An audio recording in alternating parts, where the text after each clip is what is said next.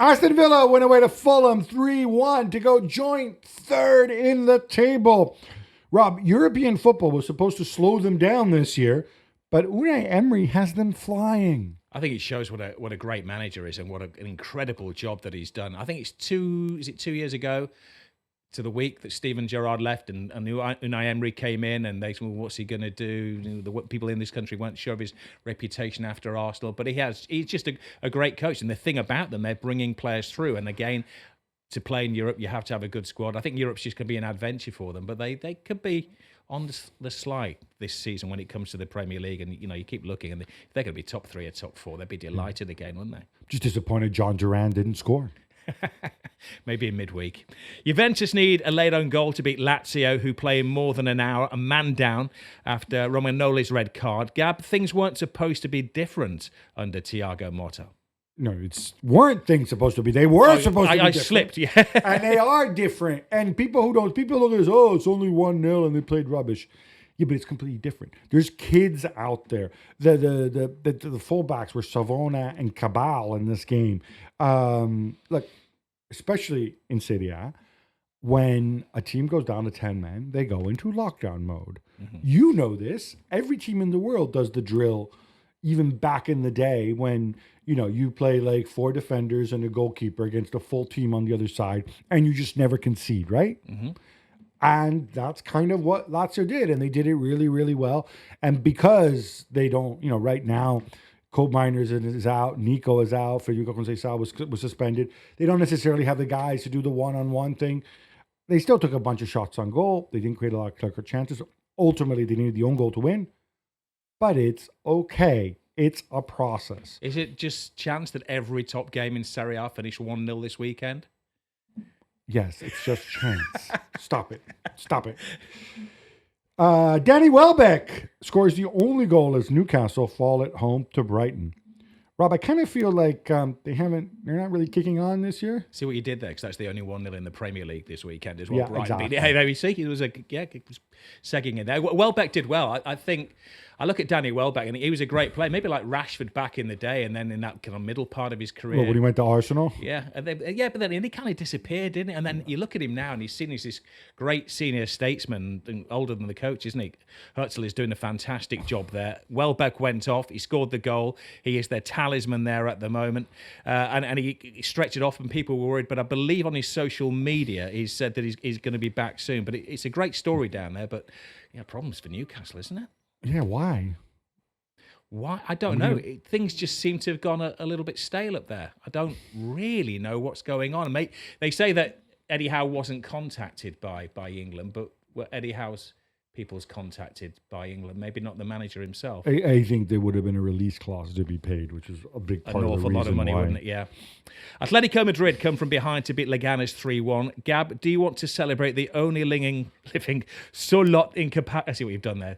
Solot in captivity. I can't get that out. The only living Solot in captivity. Yes, I will. He scores 2 goals. He could have had a hat trick.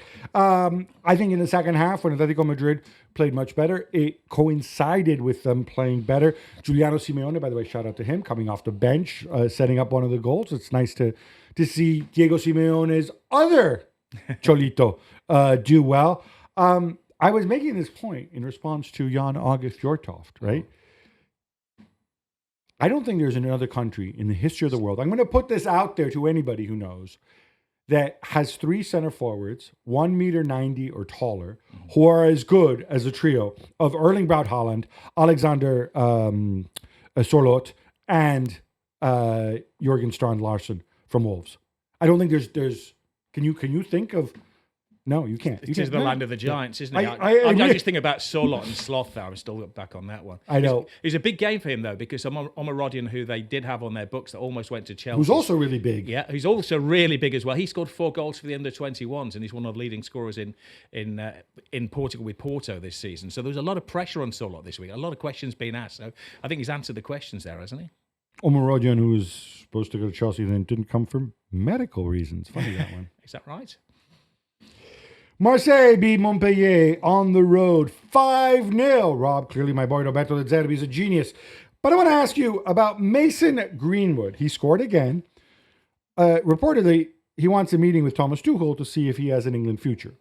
If he doesn't, apparently he's ready to switch his allegiance to Jamaica. Yeah, I saw there were quotes from a person close to Mason Greenwood. So obviously his people are working hard.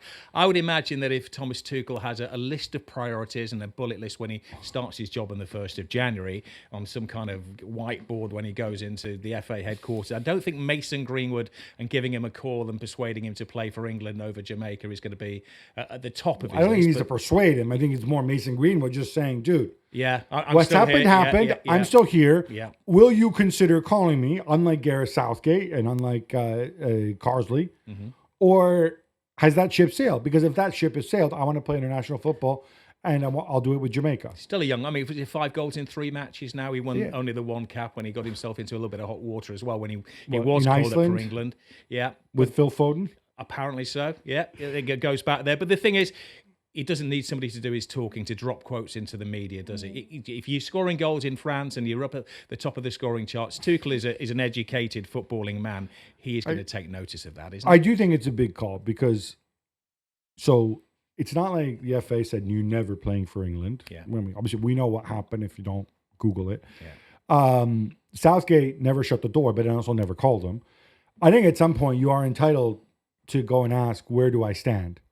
Because I would have no issue if England says, I'm sorry, because of what happened and the way it ended and the fact that we've never actually had clarity, you can't represent our country. I'm okay with that if you want to make an ethical stand, but you need to communicate it to him. I think he deserves to have that communicated to him. Absolutely. So that he can make his own decision. He's at the point yet, though, where it's a pick me or lose me kind of situation, which is just reading the quotes. That's what it seems to be at the moment. I think we're getting there. And I think the reality, though, is he needs to do this because, like you said, he's not going to be Tuchel's first priority when he takes over. England have a ton of winger, striker options, or more winger options, but that's essentially what he plays now. So Tuchel's not going to say, oh, I need to have a Greenwood headache and a public media conversation as soon as I take over, maybe down the road. So I think now is actually the time for him to go and do that. And yeah, get on the phone with Tuchel and say, and then I think what Tuchel would say is he'd go to the FA and say, hey, FA, can I call this guy or not? I wasn't here. I'm not involved in this. And I hope the FA say, well, we'll make the decision one way or the other. And it shouldn't be left down to Tuchel. Can he do that, though, if he doesn't start the job until January the 1st? Can he answer a phone call? Yes, can he make a phone call to the FA and actually, contractually kind of look at that? But maybe February, March, they'll have a look at that. Keep scoring goals, Mason. Well, this was back on Friday, but a late Guirassy goal gave Borussia Dortmund a 2-1 win over St. Pauli. Gab, is this a sign of progress? Well, it's better than their last game against a hipster club from the north of Germany when they lost to Union Berlin. But no, this is not good. You're at home.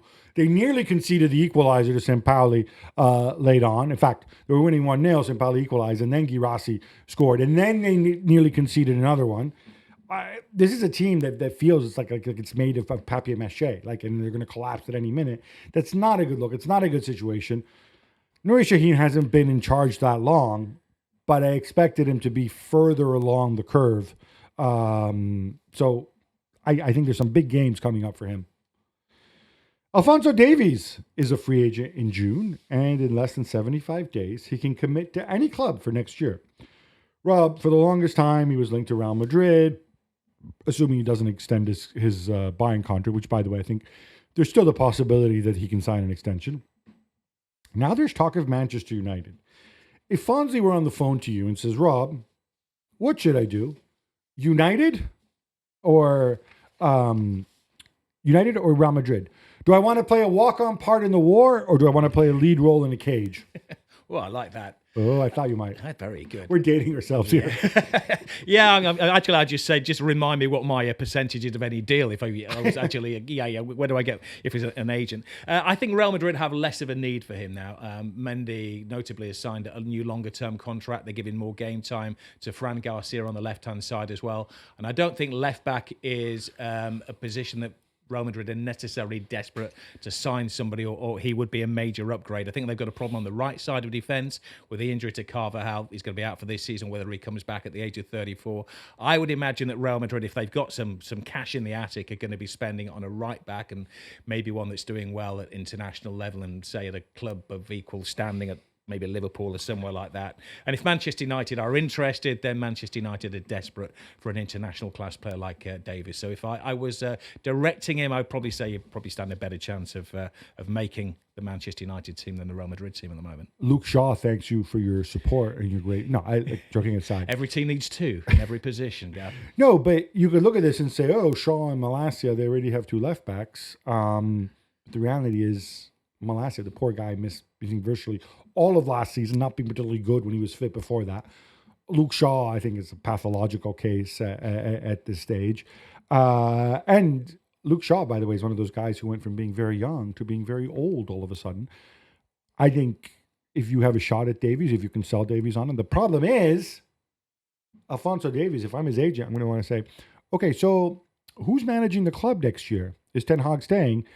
And then you got to give a straight answer. And if your answer is, well, we'll see how Eric does, then maybe you think about it a little bit more. Or did you say 75 days? So Ten Hag might have 75 days left, do you think? Are you going to proceed with your fairy tales and lies? And noise. Remember when the Russian sanctions over Ukraine forced Roman Abramovich to sell Chelsea to Todd Pauli and his friends? Of course you do, Gab. But where did the money actually go? Do you know? I do. This is an incredible story. And I'm kind of surprised more people like outside the world of sport don't take an interest in this. So he sells the club for, was it 2 billion, more than 2.5 billion, right? And because he's sanctioned. He works out a deal with the government, says like, okay, you can't have this money. It has to go into a fund. And that fund has to go and help victims of the war in Ukraine. Now, incredibly poorly worded, because he agrees to this and pays the money into an account, but that money hasn't gone anywhere because they can't agree on what victims of the war in Ukraine actually means. Does it mean going to help Ukrainians in Ukraine, or in supposedly this is what Abramovich's camp says, no, I want to help all victims of the war in Ukraine, including maybe Russian speakers in the east of the country who've been displaced or bombed, blah, blah, blah. There's a war going on. Like, I don't want to get into the merits of it. I don't understand. I would love to find the Muppet who signed off on this deal, because the reality is this money is sitting there. Only good thing is it's gaining interest, and it still hasn't been allocated. Rob, it's been what?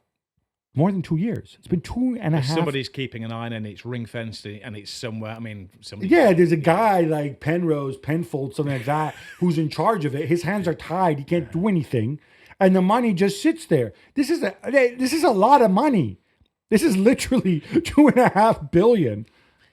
Might be 3 with the interest rates. Oh, yeah, but soon it's going to be 3 billion. I think, and you know what? Some people are even suggesting, when the sanctions are lifted, some people are even suggesting the possibility that Abramovich might get the money back, which would be even more grotesque given the situation, given the deal that they made. I don't think that's going to happen, but come on, seriously. Wow.